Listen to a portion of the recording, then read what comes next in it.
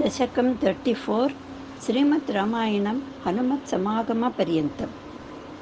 गीर्वाणैरत्यमानो दशमुखनिधनं कोसलेषु ऋष्यशृङ्गे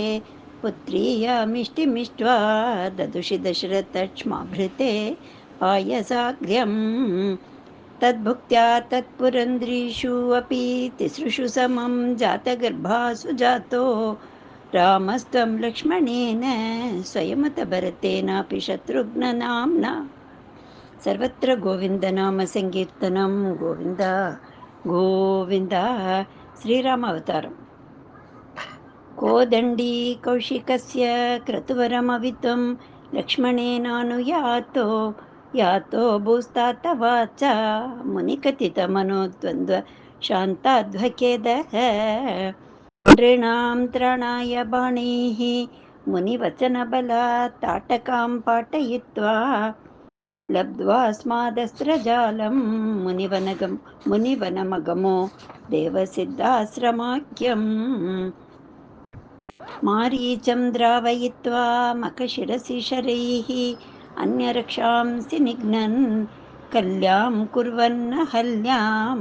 पतिपदरजसा प्राप्य वैदेहगेहम् बिन्दानश्चान्द्रचूडं धनुः अवनिसुताम् इन्दिरामेव लब्ध्वा राज्यं प्रातिष्ठतास्त्वं त्रिभिरपि च समं भ्रातृवीरैः सदारैः आरुन्धानेरुषान्धे भृगुकुलतिलके संक्रमयस्व तेजो याते यातोऽस्य योध्यां सुखमिह निवसन् कान्तया कान्तमूर्ते शत्रुघ्नेनैकदातो गतवति भरते मातुलस्याधिवासं तातारब्धोऽभिषेकः तव किल विहतः केकयाधीशपुत्र्या तातोक्त्या यातु कामो वनम् अनुजवधू संयुतश्चापधारः पौरानारुध्य मार्गे गुहनिलयगतः त्वं जटाचिरधारी नाभासन्तीर्य गङ्गाम् अधिपदवि पुनस्तम्भरध्वजमारात् नत्वा तद्वाक्यहेतोः अतिसुखमवसः चित्रकूटे गिरीन्द्रे श्रुत्वा पुत्रातिखिन्नं खलु भरतमुखात् स्वर्गयातं सतातं तप्तो दत्त्वाम्बुतस्मै निगदितभरते पादुकां मेदिनीं च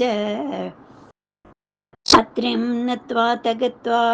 वनमतिविपुलं दण्डकं चण्डकायं हत्वा दैत्यं विराधं सुगतिमकलयः चारुभोषारभङ्गीम् नत्वागस्त्यं समस्ता शरणिकरसपत्राकृतिं तापसेभ्यः प्रत्यस्रौषी प्रियैषी तदनु च मुनिना वैष्णवे दिव्यचापे ब्रह्मास्त्रे चापि दत्ते पतिपितृसुहृदं वीक्ष्य भूयो जटायुं मोदात् गोदातटान्ते परिरमसि पुरा पञ्चवट्यां वधूट्या प्राप्ताया शूर्पणख्या मदनचलधृतेरर्तने निसहात्मा तां सौमित्रौ विसृज्य प्रबलतमरुषा तेन निर्लूननासाम् दृष्ट्वैनां हृष्टचित्तं करमभिपतितं दूषणं च त्रिमूर्धं व्याहिंसीराशरानाप्ययुतसमधिकान् तक्षणा दक्षतोष्मा सोदर्या प्रोक्तवार्ता विविशदशमुखादिष्टमारीचमाया सारङ्गं सारसाक्ष्या स्पृहितमनुगतः प्रावदीर्बाणघातम् तन्माया क्रन्दनिर्यापितभवदनुजां रावणस्तामहार्षीत् तेनार्तोऽपि त्वमन्तः